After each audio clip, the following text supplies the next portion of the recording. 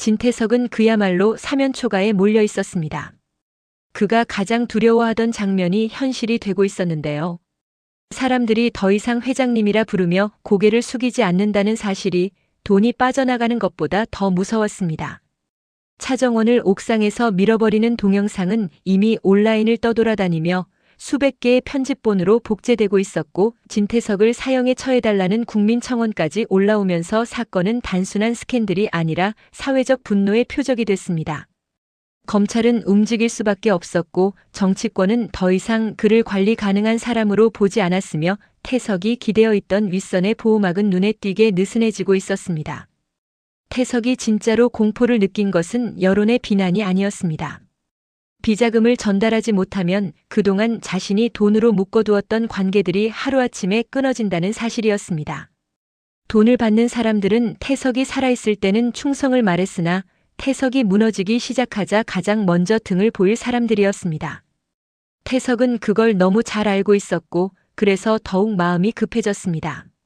그의 손은 여전히 전화를 쥐고 있었고, 목소리는 여전히 낮고 부드러웠으나 그 부드러움 뒤에는 숨이 턱 막히는 초조가 배어 있었습니다. 그러나 태석은 스위스 비밀 계좌의 비밀번호를 잃어버린 상태였습니다. 정확히는 비밀번호가 바뀌었는데 바꾼 사람이 누구인지도 확신할 수 없었고, 자신이 평생 쌓아온 돈의 성체가 남의 손에 들어갔다는 사실 자체가 태석의 자존심을 찢어놓고 있었습니다.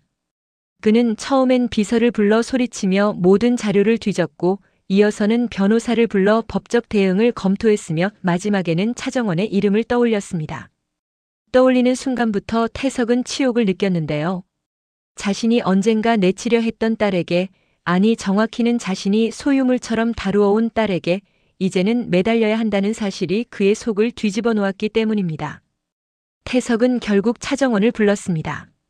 부탁이 아니라 애원에 가까웠습니다.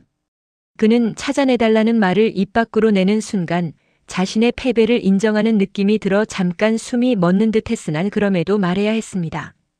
그날은 태석에게 선택지가 없던 날이었습니다. 정원은 태석의 서재에 들어서면서 이미 모든 분위기를 읽고 있었습니다. 태석의 책상 위에 흩어진 기사 출력물, 빨간 펜으로 밑줄 친 국민청원 문구, 끊임없이 울렸다 꺼지는 전화기, 그리고 창밖을 보며 아무 말 없이 시간을 끄는 태석의 침묵이 태석의 현실을 말해주고 있었습니다.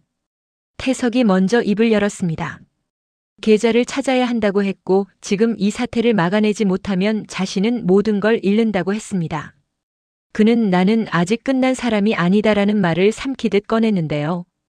그 말 속에는 두려움이 숨어 있었고, 그 두려움은 더 이상 숨길 수 없는 상태였습니다. 정원은 태석을 바라보며 한 박자 늦게 고개를 끄덕였습니다. 그리고 아주 조용히 조건을 꺼냈습니다. 비자금 거래 명단을 주세요. 태석의 눈이 순간 흔들렸습니다. 그 명단은 단순한 리스트가 아니었고 태석이 살아온 방식 그 자체였으며 태석이 정치권과 기업을 동시에 묶어두던 목줄이었기 때문입니다. 태석은 정원을 노려보며 이를 갈았습니다. 지금 정원이 요구하는 것은 협력이 아니라 주도권이었고 정원은 그걸 너무 노골적으로 알고 있었습니다.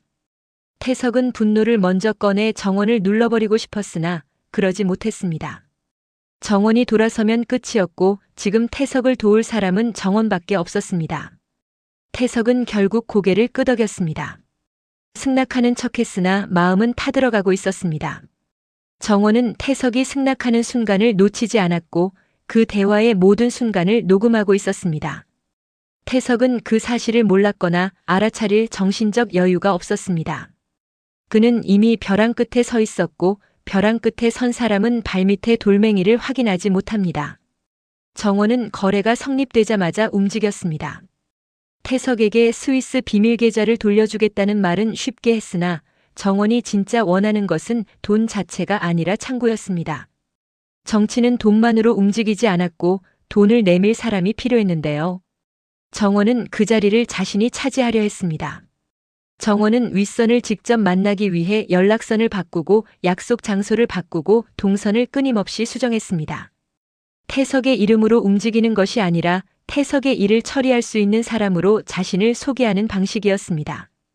그 과정에서 정원은 알게 됐습니다. 태석이 돈을 대며 안전을 보장받던 인물들은 태석의 충성심을 원한 것이 아니라 태석의 약점을 원하고 있었다는 사실을요. 그래서 정원은 태석을 살려주는 척하며 그들의 관심을 자신에게로 옮겼습니다. 동영상 발표가 나왔습니다. 조작된 영상일 가능성이 높고 수사기관에 정식으로 감정을 의뢰하겠다는 발표가 이어졌으며 언론은 또 다른 프레임을 만들어내기 시작했습니다. 태석은 당장 구속을 피할 수 있었고 정치권의 손절도 잠시 멈춘 듯 보였는데요. 하지만 그 멈춤은 태석이 회복했다는 의미가 아니었습니다. 그는 살아남았을 뿐 다시 위로 올라갈 길은 막혀 있었습니다.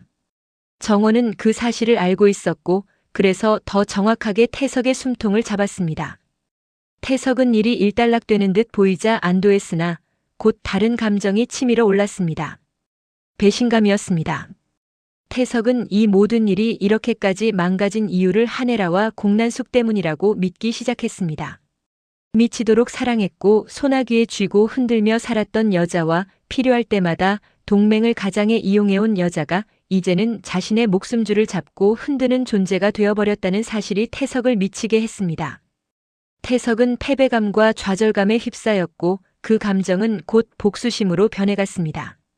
그는 자신이 뒷방으로 밀려나는 순간 누구도 온전히 살아남게 두지 않겠다는 결론에 서서히 가까워지고 있었습니다. 정원은 태석의 눈빛에서 그 변화를 읽어냈습니다. 태석은 도움을 요청하는 입장이 되었으나 동시에 더 위험해지고 있었습니다. 사람은 잃을 게 많을 때보다 잃을 게 없다고 느낄 때 더 잔혹해졌고 태석은 지금 그 경계에 서 있었습니다. 정원은 태석을 살려준 것이 자비가 아니라 계산임을 다시 확인했는데요. 태석을 살려두어야 거래 명단을 완전히 손에 쥘 수 있고 태석이 살아있어야 윗선이 움직이며 태석이 살아있어야 자신이 건양의 새로운 소통창구로 자리 잡을 수 있기 때문입니다. 그러나 정원은 동시에 알게 됐습니다. 태석이 자신을 믿는 척하며 곧 자신을 묶을 방법을 찾을 것이라는 사실을요. 그날 밤 정원은 서재를 나서며 숨을 한 번 길게 내쉬었습니다. 숨이 가벼워지지 않았습니다. 도리어 더 무거워졌습니다. 정원은 방금 전까지 태석 앞에서 흔들리지 않는 얼굴을 유지했으나 문을 닫는 순간 손끝이 차갑게 식어 있었습니다. 정원은 스스로에게 말했습니다. 지금부터는 돈이 아니라 사람의 목숨과 이름이 움직이는 싸움이 될 거라고요.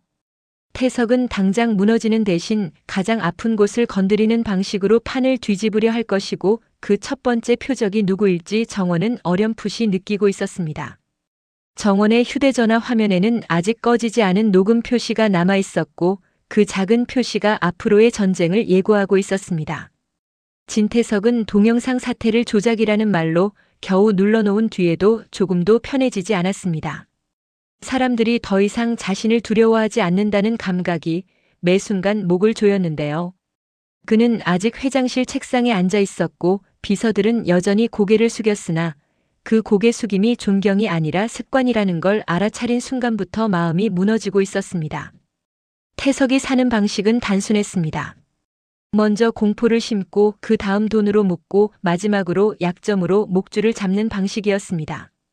그런데 지금은 순서가 뒤집혔고 태석이 누군가의 목줄을 잡은 게 아니라 누군가가 태석의 숨통을 만지고 있었습니다.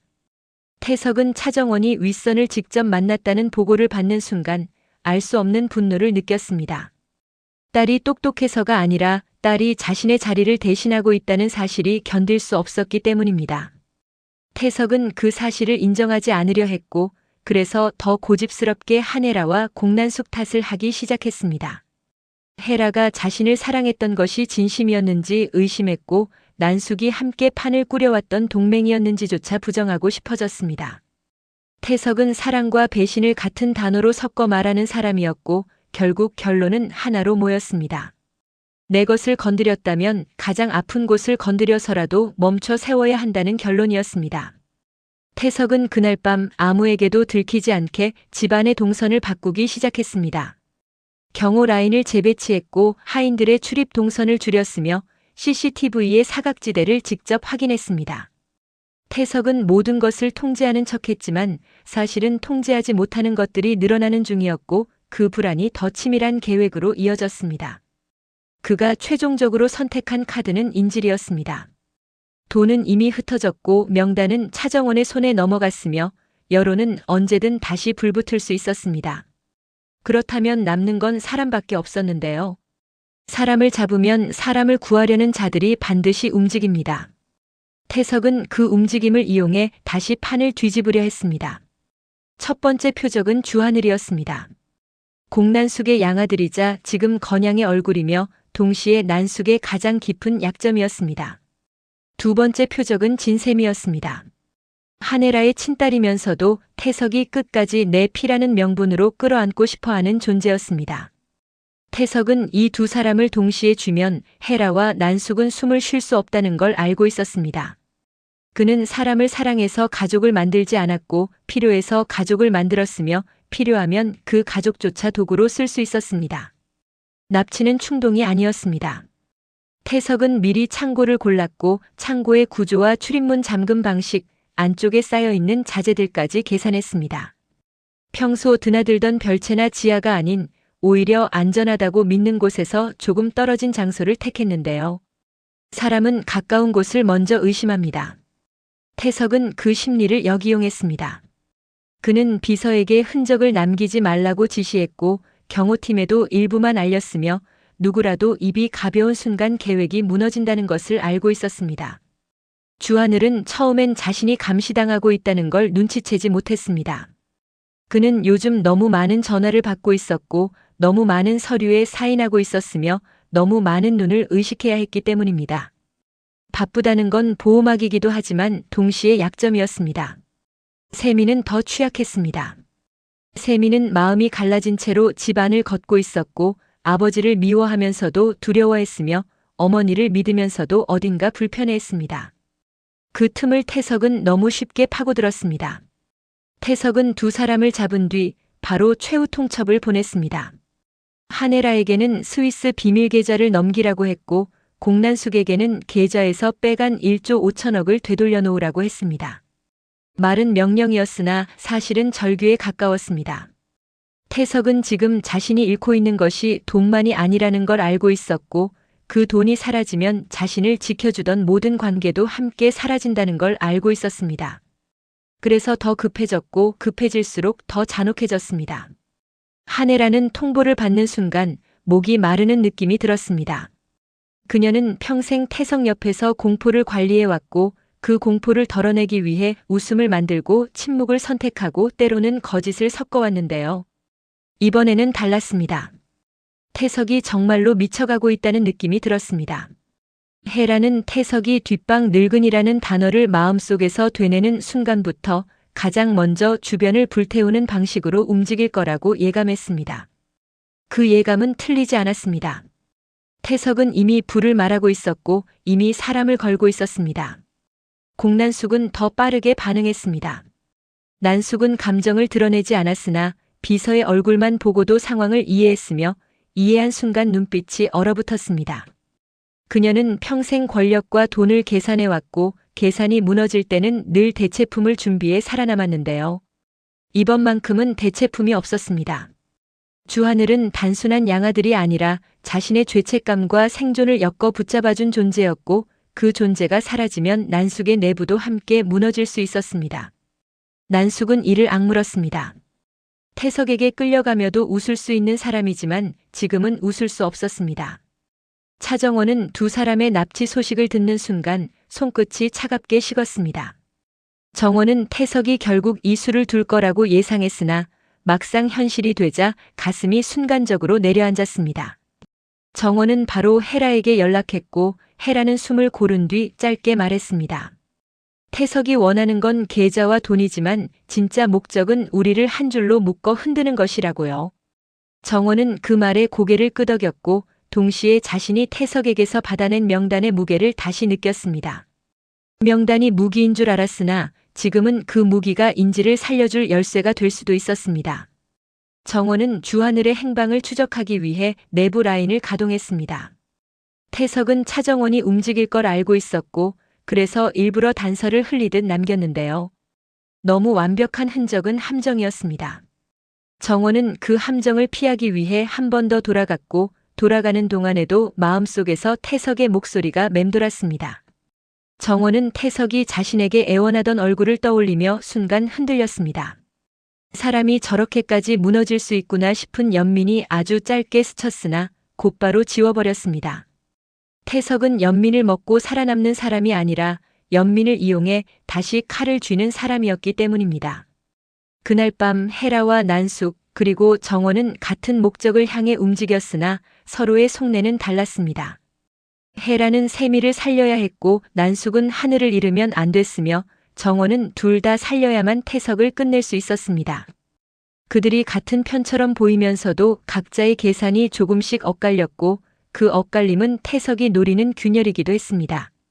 태석은 창고 안에서 라이터를 손에 쥔 채 상대가 어느 순간 먼저 무너질지 기다리고 있었습니다. 그가 원하는 건 단순한 돈의 회수만이 아니었습니다. 자신이 아직도 누군가의 생사를 좌우할 수 있다는 증명이었고 그 증명만이 그를 끝난 사람이 아니게 만들어줄 것이라 믿고 있었습니다. 이렇게 태석의 역습은 시작됐습니다. 계좌와 명단의 싸움이었던 전쟁이 사람을 담보로 하는 전쟁으로 바뀌었고 한혜라와 공난숙, 차정원은 더 이상 뒤로 물러날 수 없는 자리까지 밀려나게 됐습니다. 차정원과 한혜라, 공난숙은 같은 곳을 향해 달리고 있었습니다. 목적은 하나였는데요. 주하늘과 진세미를 살아서 데려오는 것이었습니다. 그러나 세 사람이 같은 편처럼 보이는 순간에도 각자의 속에는 서로 다른 두려움이 박혀 있었습니다. 정원은 태석이 여기서 한 번만 우위를 잡으면 다시는 손에서 칼을 내려놓지 않을 거라는 걸 알고 있었고 헤라는 세미를 잃는 순간 자신이 남아있을 이유가 사라질 거라는 걸 알고 있었으며 난숙은 하늘이 사라지면 자신의 삶이 쌓아 올린 모든 계산이 무너질 거라는 걸 알고 있었습니다. 창고는 생각보다 외딴 곳에 있었습니다. 비가 오지 않았는데도 공기가 눅눅했고 먼지와 기름 냄새가 섞여 코끝을 찔렀습니다.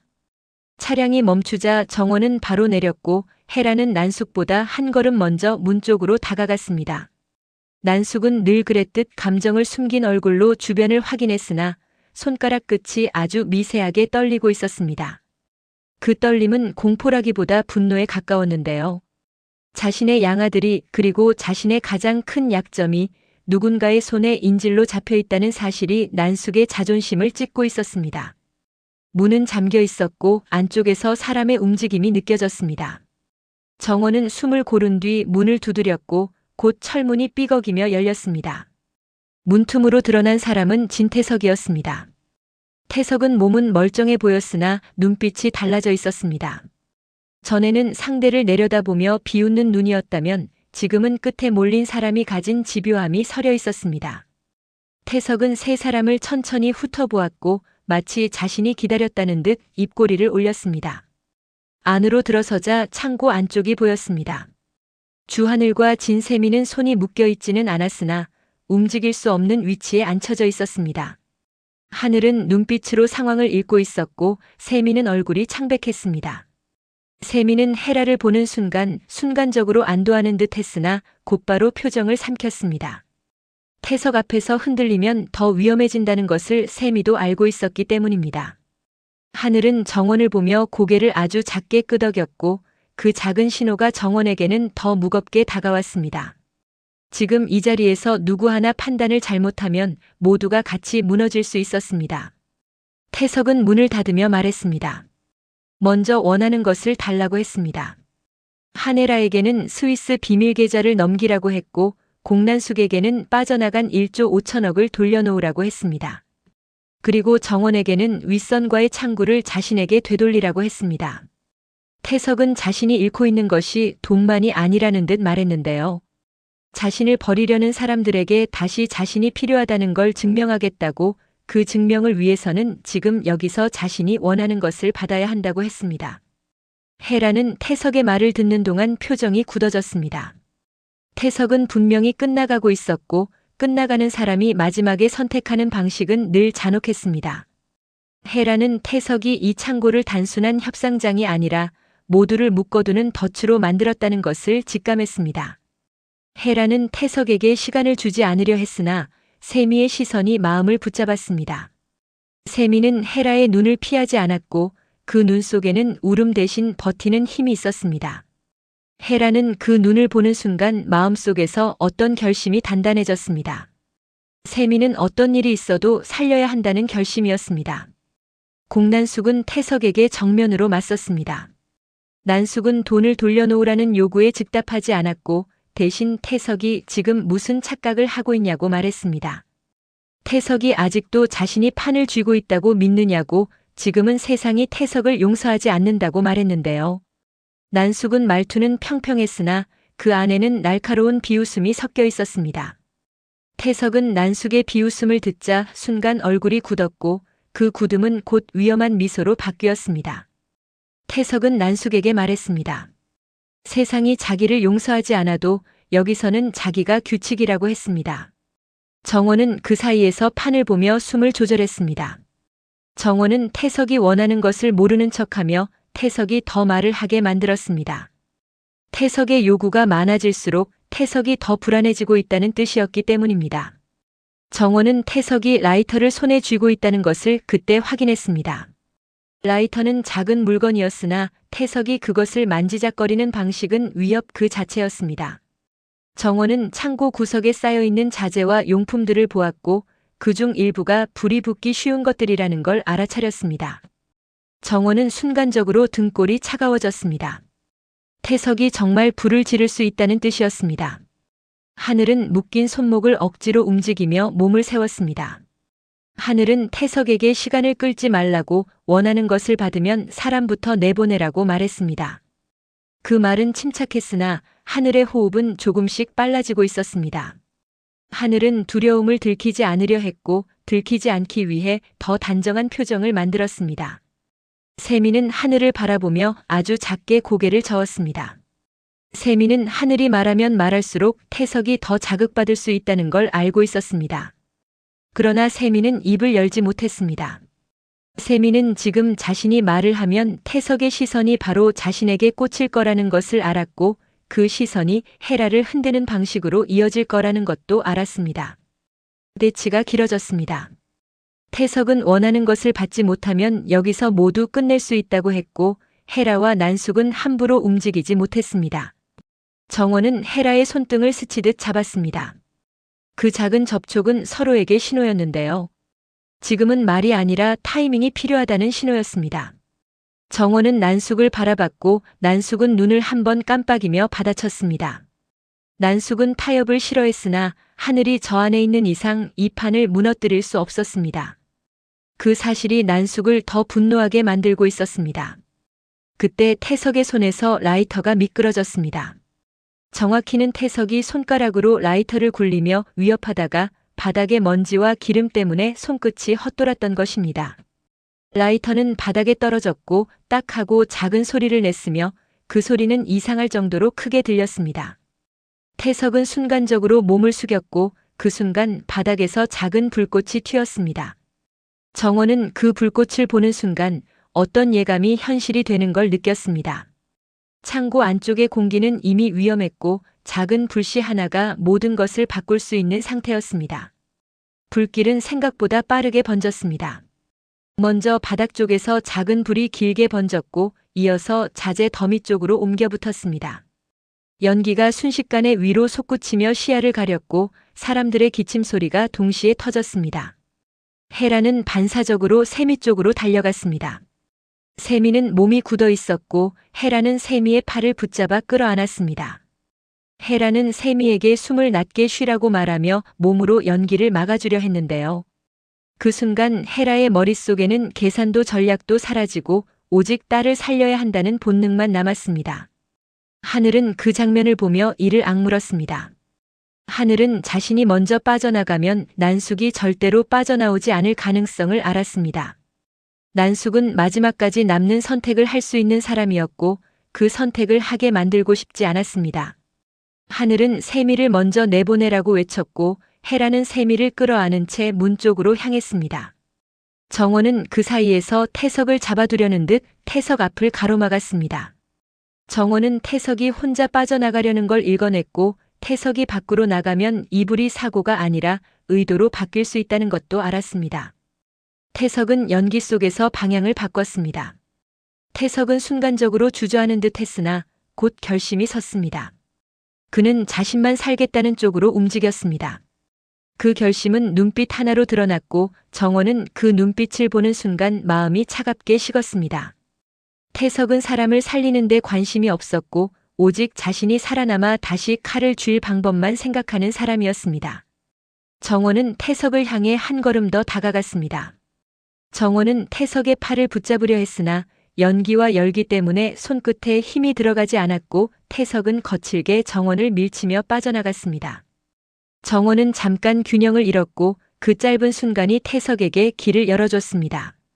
태석은 문 쪽으로 향해 몸을 던지듯 움직였고 결국 혼자 밖으로 빠져나갔습니다. 문이 열리는 순간 차가운 공기가 들어왔고 그 공기가 불길을 더 키우는 듯 했습니다. 헤라는 세미를 거의 끌다시피 해서 밖으로 내보냈습니다. 세미는 숨을 제대로 쉬지 못했고 헤라는 세미의 얼굴을 두 손으로 잡고 정신을 붙들었습니다. 하늘은 그때도 안으로 들어가려는 듯 몸을 돌렸습니다. 하늘은 난숙이 아직 안에 있다는 것을 알았고 난숙의 실루엣이 연기 속에서 흔들리는 것을 보았습니다. 하늘은 발이 떨어지지 않았습니다. 그 발이 떨어지지 않는 동안 시간이 흘렀고 시간은 불길보다 더 잔인했습니다.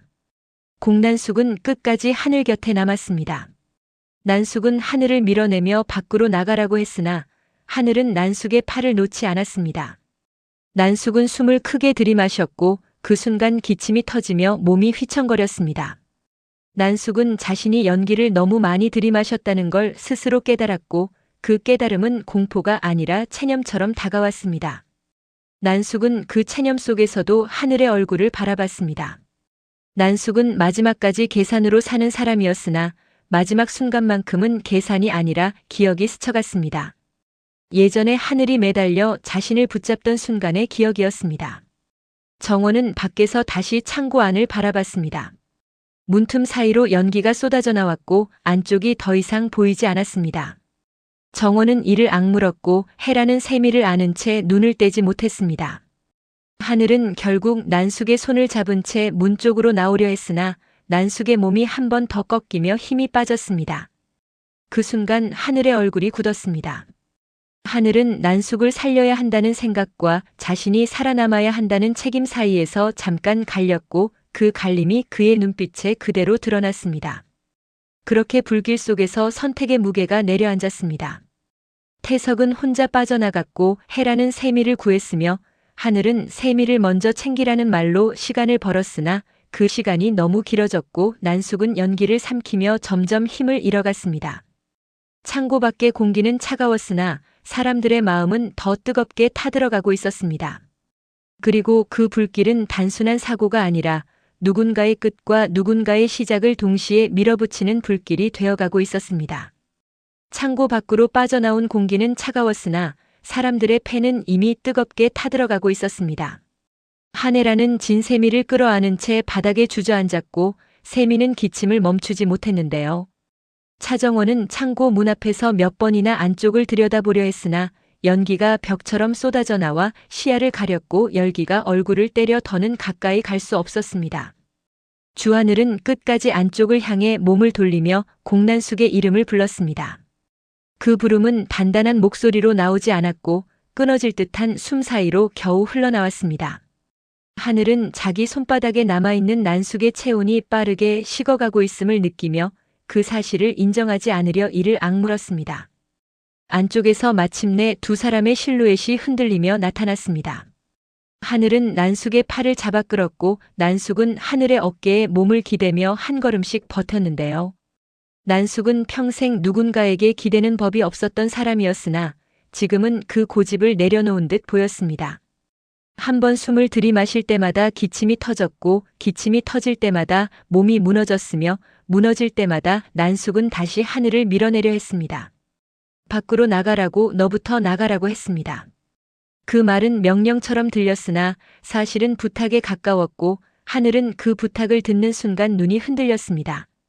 차정원은 바로 달려가 난숙 반대쪽을 받쳤습니다.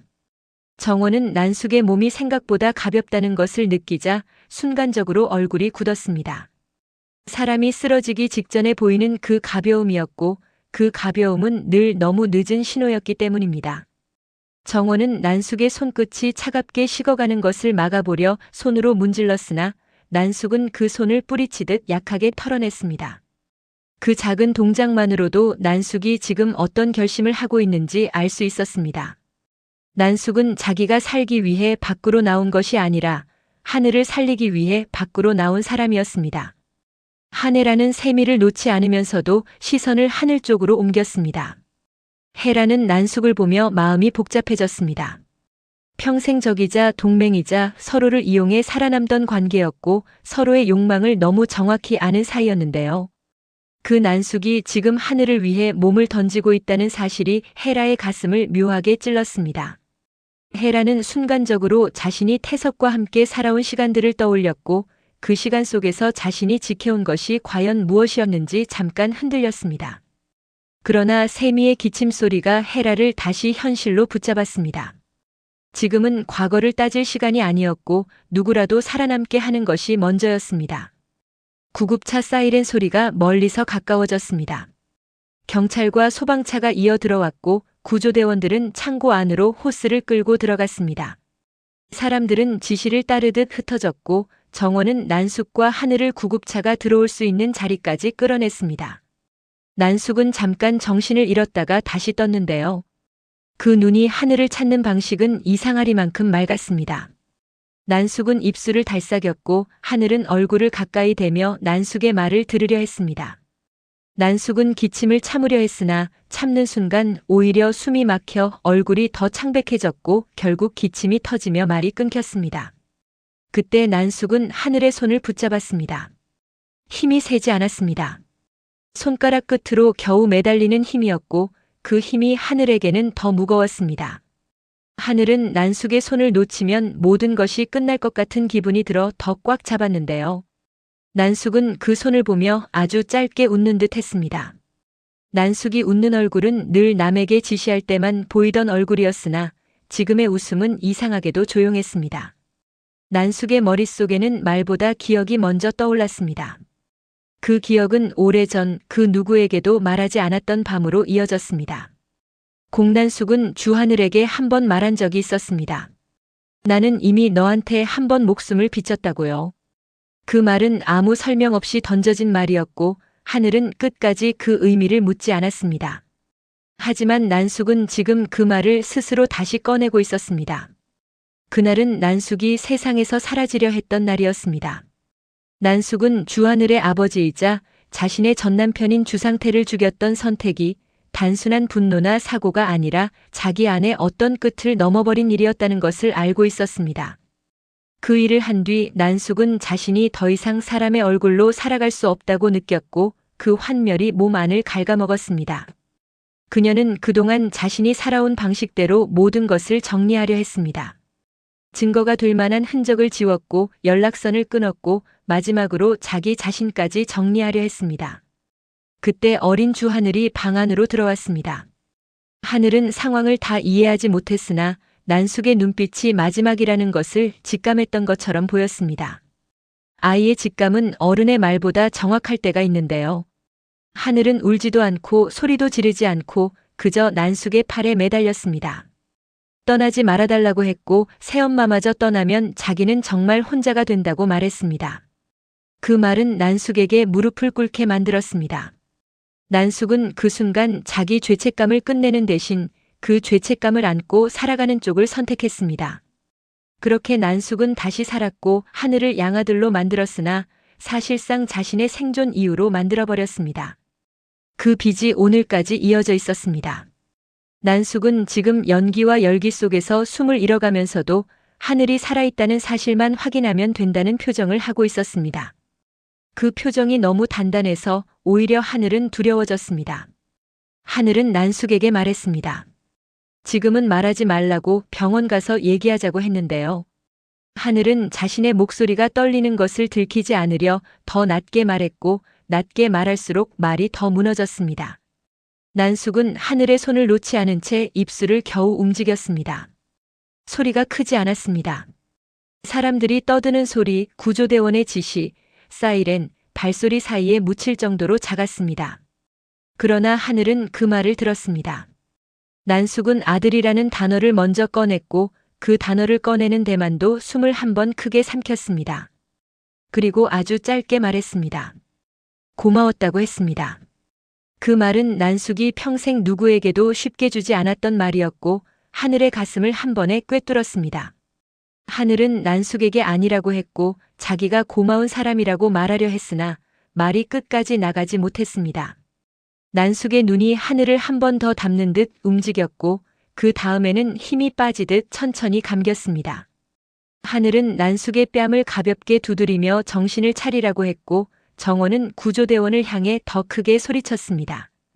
헤라는 세미를 아는 채 그 모습을 보고 있었고 세미는 숨을 겨우 고르면서도 눈을 떼지 못했습니다. 세미는 지금까지 권력이라는 단어로만 보이던 난숙이 마지막에는 한 사람을 살리기 위해 자기 목숨을 내놓는 모습을 보고 있었습니다. 그 사실이 세미의 마음을 이상하게 흔들었고 흔들림은 곧 두려움으로 이어졌습니다. 사람은 끝에서야 진짜 얼굴이 드러난다는 걸 세미는 오늘 목격한 셈이었습니다. 구급차 안에서 심폐소생이 이어졌고 하늘은 문이 닫히기 직전까지 난숙의 손을 놓지 않으려 했습니다. 그러나 의료진이 밀어내자 하늘은 결국 손을 놓았고 손을 놓는 순간 무릎이 풀려 바닥에 주저앉았습니다. 정원은 하늘 옆에 앉아 어깨를 붙잡았으나 위로의 말이 나오지 않았습니다. 지금은 말이 통하지 않는 시간이라는 것을 정원도 알고 있었습니다. 헤라는 세미의 머리를 감싸 쥐며 숨을 고르게 했고 세미는 헤라의 품 안에서 천천히 눈물을 흘렸습니다. 그 눈물은 공포 때문만이 아니라 오늘 이 불길이 모두의 관계를 바꿔놓았다는 예감 때문이었습니다. 그리고 그 예감은 틀리지 않았습니다. 진태석은 밖으로 빠져나갔고 다시 어딘가에서 다음 수를 준비할 것이며 난숙은 하늘 곁에서 눈을 감았고 헤라와 정원은 이 불길을 막아낸 것이 아니라 겨우 다음 전쟁으로 넘어온 것에 불과했습니다. 불은 꺼지겠지만 사람들의 마음속에 남은 죄는 쉽게 꺼지지 않을 것이었습니다. 창고 화재 이후 며칠 동안 건양가에는 이상한 정적이 내려앉아 있었습니다. 사람들은 말이 줄었고 전화는 더 조심스럽게 울렸으며 누구도 서로의 눈을 오래 바라보지 않았는데요. 불길이 지나간 자리에는 죄만 남는 것이 아니라 사람들의 관계를 지탱하던 얇은 믿음까지 함께 타버린다는 것을 모두가 알아버린 뒤였습니다. 주하늘은 병원 복도에서 시간을 보냈고 진세미는 숨을 고르는 법부터 다시 배워야 했으며 차정원은 창고에서 빠져나가던 진태석의 뒷모습을 잊지 못하고 있었습니다. 한혜라는 딸의 체온이 다시 정상으로 돌아오는 순간에도 안도하지 못했습니다. 태석이 살아있다는 사실이, 태석이 다음 수를 준비하고 있다는 사실이 헤라의 마음을 늘 깨어있게 만들었기 때문입니다. 진태석은 그 사건 이후 겉으로는 잠잠해 보였습니다. 언론을 향해선 사고였다는 말만 반복했고 사람들 앞에서는 경호를 줄이고 고개를 숙이는 척했는데요. 그러나 그 고개 숙임은 반성이 아니라 숨을 고르기 위한 자세였습니다. 태석은 자신이 한번 밀려났다는 사실을 인정하지 못했고 인정하지 못하는 사람은 반드시 되갚으려 합니다. 그는 자신이 바닥으로 떨어졌다고 느낄수록 상대를 더 깊은 바닥으로 끌어내리려는 방식으로 살아온 사람이었습니다. 태석이 가장 먼저 확인한 것은 돈이 아니었습니다. 그는 자신이 아직도 결정권을 가진 존재인지 확인하려 했고 그 확인의 대상은 한혜라였습니다. 헤라는 태석이 가장 사랑했다고 말하던 여자였고 동시에 태석이 가장 손쉽게 흔들 수 있다고 믿던 여자였습니다. 태석은 사랑을 주는 방식으로 사람을 묶는 것이 아니라 사랑을 빌미로 공포를 주는 방식으로 묶어왔습니다. 그런데 헤라는 더 이상 그 방식대로 흔들리지 않았고 그 사실이 태석에게는 모욕처럼 느껴졌습니다. 태석은 헤라를 따로 불러내기 위해 장소를 고르는 데서부터 계산했습니다. 사람이 많은 곳은 피했고 집은 피했으며 CCTV가 많은 곳도 피했는데요. 대신 둘만의 시간이라는 명분을 세울 수 있는 장소를 택했습니다. 강가의 다리 위였습니다. 그곳은 바람 소리가 커서 대화가 외부로 새기 어려웠고 다리 아래의 물살이 어둠 속에서 끝을 가늠하기 어려웠습니다. 헤라는 그 장소를 듣는 순간 몸이 굳었으나 동시에 결심했습니다. 피하지 않겠다고 했습니다. 태석이 원하는 것은 헤라가 겁먹고 도망가는 장면이었고 헤라는 이제 그 장면을 태석에게 주지 않기로 했습니다. 다리 위에서 태석은 평소보다 더 부드러운 목소리로 말을 꺼냈습니다. 그 부드러움은 헤라가 사랑했던 태석의 얼굴을 흉내낸 것이었고 헤라는 그 흉내가 더 소름 끼쳤습니다. 태석은 말했습니다. 세상은 자신을 버렸고 정치권도 자신을 밀어냈으며 회사도 자신을 늙은 사람 취급한다고 했습니다. 그리고 그 모든 일이 시작된 이유가 헤라와 공난숙이라고 했습니다. 헤라가 스위스 비밀 계좌를 먼저 움직였고 그 사실을 난숙이 알게 되면서 돈이 절반이나 빠져나갔다고 그 순간부터 자신은 끝나기 시작했다고 말했는데요. 태석은 분노를 숨기는 듯 말했으나 손가락 끝은 계속 떨리고 있었습니다. 그 떨림은 공포였습니다. 태석이 가장 두려워하는 것은 법이나 여론이 아니라 자신이 더 이상 아무것도 통제하지 못하는 상태였기 때문입니다. 헤라는 태석의 말을 듣는 동안 침착함을 유지하려 했습니다. 그러나 마음속에서는 파도가 일었습니다. 태석은 여전히 자신을 사랑한다고 말하면서도 동시에 자신을 위협하고 있었습니다. 헤라는 태석이 사랑을 말할 때마다 칼날이 함께 따라온다는 것을 너무 오랫동안 겪어왔고 그 구조가 이제야 명확히 보이기 시작했습니다. 헤라는 태석에게 묻지 않았습니다. 왜 그랬냐고, 정말 나를 사랑하냐고 같은 질문은 그에게 힘만 실어줄 뿐이었기 때문입니다. 대신 헤라는 천천히 한 걸음 다가갔고 태석의 경계를 풀기 위해 미소를 꺼냈습니다. 그 미소는 진심이 아니었습니다. 헤라는 지금 태석을 설득하려는 것이 아니라 태석의 판단을 흐리게 하려는 것이었습니다. 태석은 헤라가 다가오자 순간적으로 눈빛이 흔들렸습니다. 그 흔들림은 약점이었고 헤라는 그 약점을 정확히 찔렀습니다. 헤라는 태석을 껴안았습니다. 그 포옹은 마치 오래된 연인처럼 보였고 지나가는 사람의 눈에는 화해처럼 보였을지도 몰랐습니다. 그러나 헤라의 안쪽에는 다른 감정이 숨쉬고 있었습니다. 이제 끝내야 한다는 감정이었습니다. 헤라는 태석의 어깨를 꽉 끌어안으며 자신의 손가락마다 반지를 끼웠습니다. 손이 풀리지 않게 만들기 위해서였습니다. 태석은 순간적으로 그 행동을 로맨틱한 집착처럼 받아들였고 그 착각이 태석의 경계를 더 늦췄습니다. 헤라는 속으로 숨을 크게 들이마셨습니다. 자신이 지금 하는 선택이 자신의 목숨까지 걸어야 하는 선택임을 알고 있었습니다. 그런데도 헤라는 멈추지 않았습니다. 태석이 살아있는 한 정원은 계속 위협받을 것이고 세미는 계속 공포 속에 살 것이며 하늘과 건양의 모든 사람들은 태석의 그림자에서 벗어나지 못할 것이라는 확신이 헤라를 밀어붙였습니다. 헤라는 태석에게 아주 낮게 말했습니다. 이제 그만하자고 했습니다. 태석은 그 말을 이해하지 못한 채 헤라의 손을 잡아 자신의 손 안에 두려 했습니다. 그러나 헤라는 잡힌 손을 놓지 않았고 오히려 더 깊게 깍지를 꼈습니다. 그리고 헤라는 태석과 함께 다리 난간 쪽으로 몸을 기울였습니다. 바람이 두 사람의 옷자락을 세게 흔들었고 태석의 눈이 그제야 커졌습니다. 태석은 위험을 느끼며 몸을 빼려 했으나 헤라의 손이 풀리지 않았습니다. 태석은 헤라를 밀치려 했고 헤라는 밀려나면서도 손을 놓지 않았습니다. 둘은 동시에 균형을 잃었습니다. 찬 물소리가 가까워졌고 검은 강물이 눈앞에서 입을 벌리는 것처럼 보였습니다. 물속으로 떨어지는 순간 태석은 본능적으로 숨을 들이마셨고 그 숨이 물로 바뀌면서 몸부림이 시작됐습니다. 헤라는 태석의 팔을 놓지 않았고 자신의 몸이 차가운 물에 잠기는 감각을 느끼며도 끝까지 손을 고정했습니다. 그 고정은 사랑이 아니라 결심이었습니다. 태석은 헤라를 붙잡고 위로 올라가려 했으나 헤라는 그 움직임을 허락하지 않았습니다. 태석의 얼굴은 점점 공포로 일그러졌고 그 공포는 헤라가 평생 보고 싶지 않았던 태석의 진짜 얼굴이었습니다. 권력도 돈도 없는 상태에서 그냥 한 인간으로서 살고 싶어 발버둥 치는 얼굴이었습니다. 그때 다리 위에서 사람들의 소리가 들렸고 누군가가 119에 전화하는 목소리가 섞였습니다. 수면 위로 빛이 흔들리며 내려왔고 구조대의 움직임이 가까워졌습니다. 헤라는 그 순간 태석의 소나기 힘이 약해지는 것을 느꼈습니다.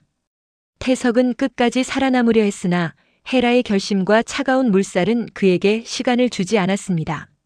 마침내 태석의 몸이 멈추듯 가라앉았고 헤라는 그 순간에야 손을 놓았습니다. 헤라는 의식이 흐려지기 직전 멀리서 정원의 얼굴을 떠올렸습니다. 정원이 태석 앞에서 얼마나 많이 자신을 지켜왔는지, 그리고 그 대가로 얼마나 자주 상처받았는지를 떠올렸습니다. 헤라는 마지막으로 숨을 내쉬었고 그 숨은 물속으로 흩어졌습니다. 그러나 헤라는 완전히 가라앉지 않았습니다. 구조대가 헤라의 팔을 붙잡았고 헤라는 마지막 순간에 끌려 올라오듯 수면 위로 떠올랐습니다. 그녀는 기침을 하며 숨을 토해냈고 눈앞에 불빛이 번져 보였습니다. 태석은 끝내 구조되지 않았습니다. 그가 가장 두려워하던 방식으로 사랑하는 사람의 품 안에서 끝이 났습니다. 그 결말은 홍 셰프의 예언처럼 보였고 사람들은 그것을 우연이라 부를 수도 운명이라 부를 수도 있었습니다. 그러나 헤라는 알고 있었습니다. 그것은 우연도 운명도 아니라 결국 누군가가 선택한 결과였다는 것을요. 병원 침대 위에서 헤라는 눈을 떴습니다. 살아남았다는 사실이 기쁨으로 오지 않았고 오히려 무거운 침묵처럼 내려앉았습니다. 그 침묵 속에서 헤라는 자신의 손을 바라봤습니다. 손가락에는 반지 자국이 남아 있었고 그 자국은 헤라가 무엇을 붙잡고 무엇을 놓았는지 보여주는 흔적처럼 남아 있었습니다. 건양의 전쟁은 끝난 것처럼 보였으나 사람들의 마음속에서는 이제 새로운 전쟁이 시작될 것이었습니다. 태석이 사라진 자리에는 공포가 비어 있었고 그 비어 있는 자리를 누가 채울지 아무도 확신할 수 없었기 때문입니다.